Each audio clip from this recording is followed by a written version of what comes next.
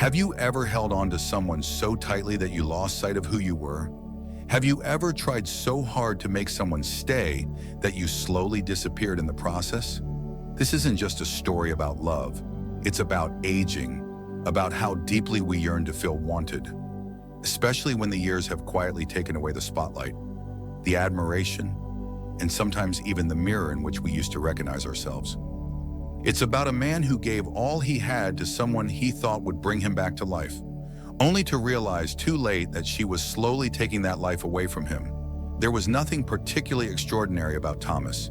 He had lived a quiet, decent life, retired at 68, lost his wife 2 years later, spent his mornings tending to his garden, and his evenings watching old westerns and heating up frozen dinners.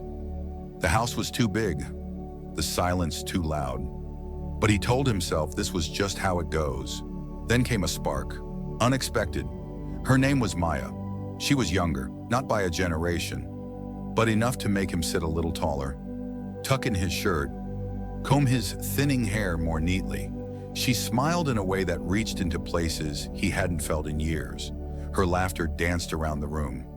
And for a man who had long stopped expecting excitement, she felt like a second chance. At first, he was cautious, but she was charming, kind in her tone, curious about his stories, eager to spend time. She said he had a classic strength, that his wrinkles made him look wise, that no one listened like he did. He had forgotten what it was like to be seen, to have someone hang on his words, to feel like more than just an aging man. He opened his world to her, invited her into his routines, his quiet corners, his softest memories.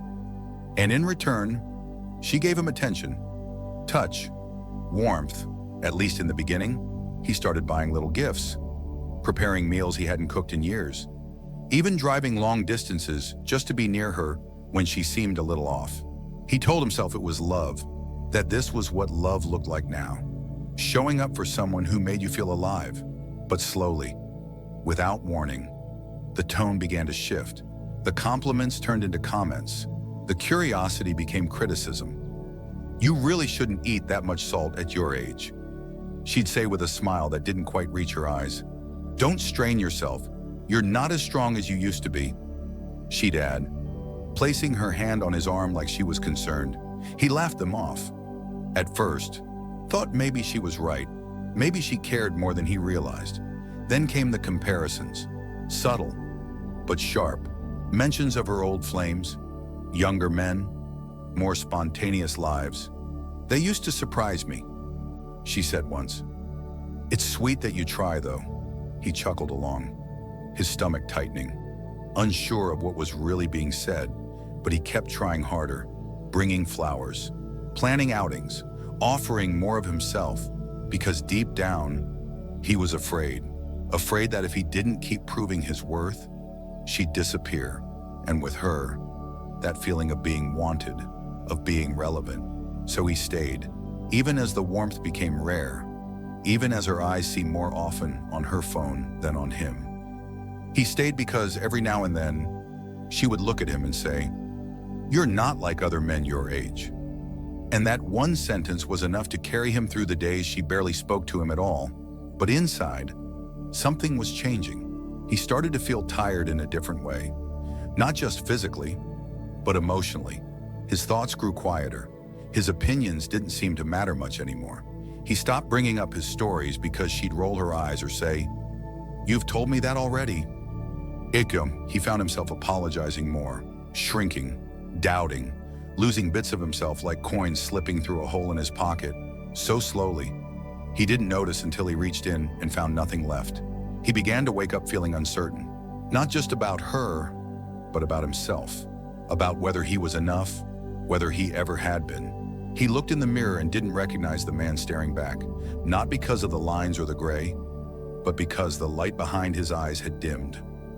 The man who once carried himself with quiet confidence now hesitated before speaking. The man who once took pride in his small rituals now walked through them like a ghost. Still, he stayed, because sometimes she'd lean into him and say something soft. Sometimes she'd laugh again like she used to. And those fleeting moments of closeness felt like proof that he wasn't crazy, that love was just going through a hard phase, that all relationships take work. But even those moments began to feel transactional, like she was tossing him crumbs to keep him hungry. One evening, after a particularly cold exchange, he sat alone on the porch as the sun dipped behind the trees. The warmth of the day disappeared faster than he expected, leaving a chill that crept into his bones. And as he watched the shadows stretch across the yard, something inside him began to stir. Not anger, not even sadness, but a quiet realization. He had given everything: his time, his energy, his tenderness, his pride, not because she asked, but because he hoped it would be enough, because he believed that if he loved hard enough, he could earn love in return. But somewhere along the way, he had forgotten to love the most important person in the equation, himself. That evening, he didn't say much, just sat in the quiet of the porch, watching the light fade. He thought about the man he used to be, before the compliments, before the slow unraveling. A man who was steady, not perfect, a man who enjoyed solitude without feeling alone, a man who didn't second-guess every gesture, every word. He remembered how he once handled problems with calm, how he laughed from his belly, how he had something solid inside. That something felt lost now, buried under the effort of keeping someone else happy. The next morning, he looked at himself in the mirror a little longer than usual, not with shame, not with pity, just clarity. The lines around his eyes were deeper. Yes, his shoulders curved more than before, but for the first time in months, maybe years, he saw someone who had been trying, someone who had bent and bent, not out of weakness, but out of love.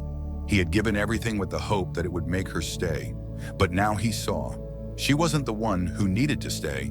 He needed to stay with himself, to come back to the place inside where his voice still mattered, where his value wasn't determined by whether someone else smiled or scowled, where love didn't mean sacrificing his soul just to feel seen. It wasn't a loud decision. There was no slammed door, no raised voice, just a moment of inner resolve. That night, he made her tea, sat across the table, and for the first time in a long time, spoke not from fear, but from truth. He told her he had been feeling small, like he had been shrinking himself to fit inside a version of love that left no room for his dignity. He said he still cared. That wasn't the issue. But he could no longer carry the weight of proving himself every day. That's not what real love should feel like. She looked confused, defensive, then dismissive, said he was overreacting, that he was too sensitive, that she never meant to hurt him. But he didn't argue. He had nothing left to prove. He wasn't there to win. He was there to end something quietly that had already been breaking him for far too long. He left her house with no promises, no ultimatums, just space for his voice to return, for his own presence to feel whole again. The days after were strange. There was no sudden joy, no parade of peace, just silence. The same kind he used to dread. Only this time, it felt different. It didn't echo with rejection or judgment. It made room. He sat with it, let it wash over him. Loneliness came.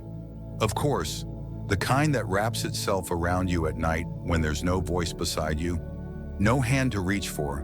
But even in that loneliness, he began to find a strange comfort, because it wasn't the same as before.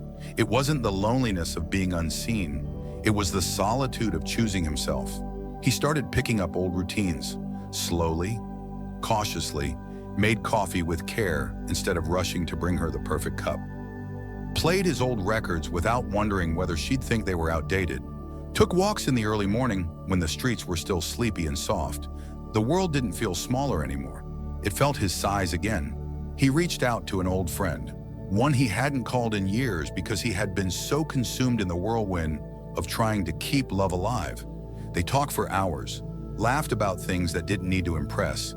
That friend didn't see him as aging or struggling, just as Thomas. And then came the moment when he finally wrote again. A letter, not to her, not to anyone in particular, just to himself. A way to put his thoughts down, to mark the moment when he realized that love shouldn't cost you your reflection. That being wanted by someone else isn't worth losing the ability to look at yourself in the mirror and feel proud of what you see.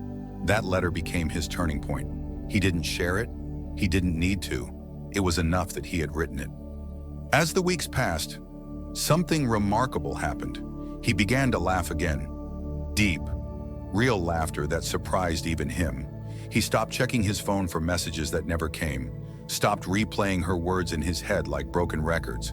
Instead, he started asking himself what he wanted, what he missed, what he was still curious about. He dusted off his old camera, walked to the edge of town to take photos of trees in the late afternoon light. Sat in cafes alone, not to look for someone, but to enjoy his own company. And slowly, the man who had once been dimmed by doubt began to return. Not younger, not faster, not polished, but grounded, clear-eyed, quietly strong. It wasn't about being free from love. It was about being free from the kind of love that made him feel less than whole, the kind that made him perform instead of be our mind. He knew now that love wasn't supposed to make you feel like you were always one step away from being enough.